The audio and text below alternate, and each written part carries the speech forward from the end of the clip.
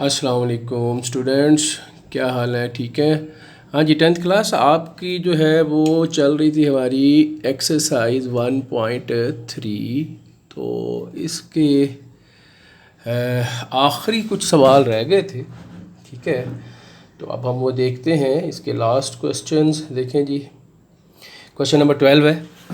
ठीक है, question number 12 में आ रहा है जी, अब ये एक्सपोनेंशियल इक्वेशन शुरू हो गई हैं। एक्सपोनेंशियल इक्वेशंस कौन सी होती हैं? Equations in which variables occur in the exponent form. देख रहे हैं, ये देखें, ये एक्सपोनेंट के अंदर, इनके पावर के अंदर वेरिएबल आ रहे हैं। ठीक है, ऐसी इक्वेशंस को हम कहते हैं एक्सपोनेंट इक्वेशन। तो अब इनको सॉल्व करने का तरीका देखते हैं हम। देखिए जी, हमारे पास है 4 into 2 raise to power 2x plus 1 minus 9 multiply by 2 raise to power x plus 1 equals to 0। ये इक्वेशन दी हुई है। अब इसको सॉल्व करते हैं जी। इसका तरीका ये है, देखें, सबसे पहले हमने ये करना है कि ये जो 2 की पावर 2x प्लस 1 है, देख रहे हैं, तो हम इसको यूँ लिख सकते हैं ना, 2 की पावर 2x, आगे जो प्लस 1 पावर आ रही है उसकी बेस एक और 2 ले सकते हैं। देखें ना, अगर हम इसी स्टेप को देखें, यहाँ पे ये देखें, दो बेसिस एक जैसी हैं, देख रहे हैं। इन दो बेसिस को जब एक जैसी बेसिस मल्टीप्लाई करती हैं तो हम क्या करते हैं, बेस कॉमन लेकर उनकी पावरों को ऐड कर देते हैं ना।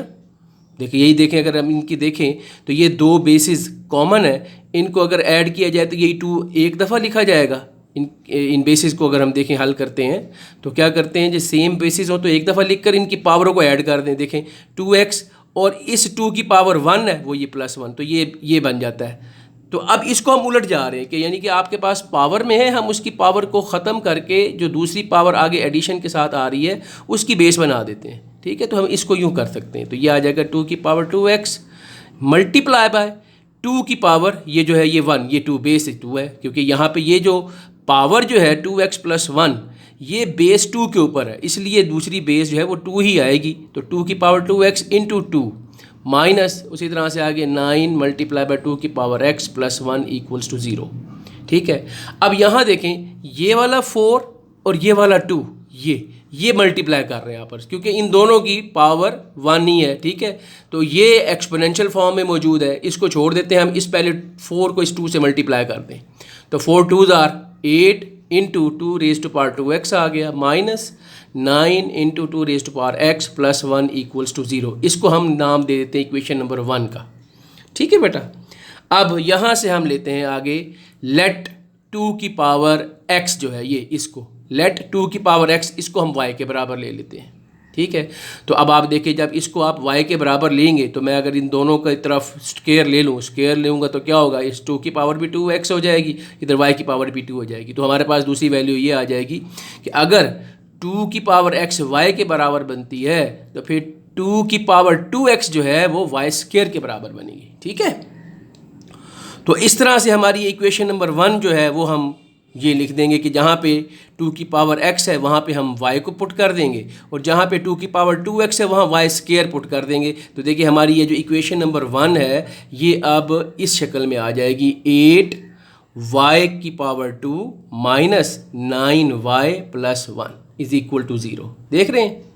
ठीक है जी, उम्मीद है आपको ये स्टेप समझ आ गया होगा। फिर देख लें, एक दफ़ा दोबारा देख लेते हैं कि 4 इंटू 2 की पावर 2x प्लस 1 है। ठीक है, तो इसको हमने कैसे सॉल्व किया है कि ये देखें, 2 की पावर 2x प्लस 1, ये आगे जितनी आगे एडिशन में और पावर आती जाएंगी ना, अगर हम उनको रिजॉल्व करना चाहते हैं तो हम ऐसे कर सकते हैं कि नीचे बेसिस, सेम बेसिस जो होती हैं, ठीक है, उनको मल्टीप्लाई फॉर्म में लिखें। ये 2 की पावर 2x होगी और इसके लिए 2 की पावर 1, इस तरह से कर लेंगे। ठीक है, बाकी उसी तरह से देख लें। अब 2 की पावर x यहाँ से हमने लेट कर ली, वो 2 की पावर x जो है वो y, और 2 की पावर 2x y स्क्वायर के बराबर, तो हमारी इक्वेशन 1 ये बन जाएगी। अब इसको आगे हम मिड टर्म ब्रेक से हमने सॉल्व कर लिया। 8 1s आर 8 होता है ना, देखें, 8 1s are 8 minus minus plus, 8 1s are 8, plus का 8 भी मिल गया, और इन दोनों को ऐड करें, माइनस का 9y भी मिल जाएगा। ठीक है जी, लें जी, इसकी हमने मिड टर्म ब्रेक कर ली, तो 8y कॉमन आने पर y माइनस 1 अंदर आ गया। यहाँ इन दोनों में माइनस 1 कॉमन है, तो अंदर बाहर माइनस की वजह से साइन चेंज हो गया, y माइनस 1 ये हमारे पास इज इक्वल टू 0। लें जी, फिर 8y minus 1 into y minus 1 is equal to 0। अब यहाँ से इधर हमारे पास या तो 8y माइनस 1 0 के बराबर होगा, या y इज इक्वल टू 1 0 के बराबर होगा। तो 8y आगे निकल आएगा हमारे पास, 8y इज इक्वल टू 1, ये माइनस का 1 इधर आके प्लस का 1 हो जाएगा। और इसी तरह से y इज इक्वल टू क्या हो जाएगा 1, ये 8 जो है y के साथ मल्टीप्लाई कर रहा है, दूसरी साइड पे आके डिवाइड करेगा तो y is equal to 1/8। Okay जी, इधर हमारे पास y की वैल्यू ये -1 है, उधर आके +1 हो जाएगी, तो दो हमारे पास वैल्यूज़ आ गई कि y इज इक्वल टू 1/8 और y इज इक्वल टू 1। अब देखिए ये हमने उधारी वैल्यू ली थी ना, असल में तो हमारे पास x वेरिएबल है ना, हमने x की वैल्यू निकालनी है, तो हम वही दोबारा से हम क्या करेंगे कि y की वैल्यू जो 2 की पावर x हमने लेट की थी वो दोबारा यहाँ पे पुट कर देते हैं, y की जगह 2 की पावर x आ जाएगी, इसी तरह से यहाँ पे भी 2 की पावर x आ जाएगी। ठीक है जी, ये अब आप देखें 2 की पावर x 1/8 के बराबर और इधर 2 की पावर x 1 के बराबर है।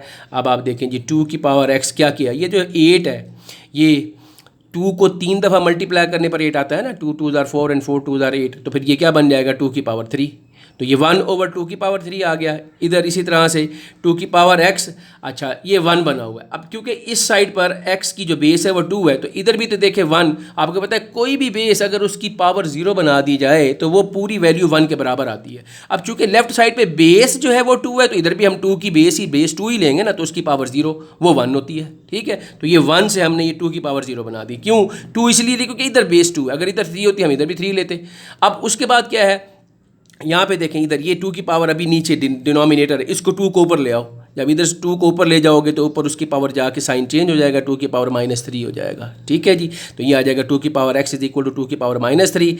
इसी तरह से इधर आ जाएगा 2 की power x is equal to 2 की पावर 0। ठीक है, अब आपको पता है जब बेसिस सेम हो, इक्वल हो आपस में, एक इक्वेशन में बेसिस सेम हो तो पावरें आपस में इक्वल हो जाती हैं, एक्सपोनेंट्स आपस में इक्वल हो जाते हैं। ठीक है, इसलिए हमने यहाँ पर इसको स्टेटमेंट यही दिया है हमने कि when bases are same exponents become equal, so x is equal to -3 और x इज इक्वल टू 0, तो ये हमारे पास इसका आंसर आ जाएगा, सोल्यूशन सेट आ जाएगा -3 and 0।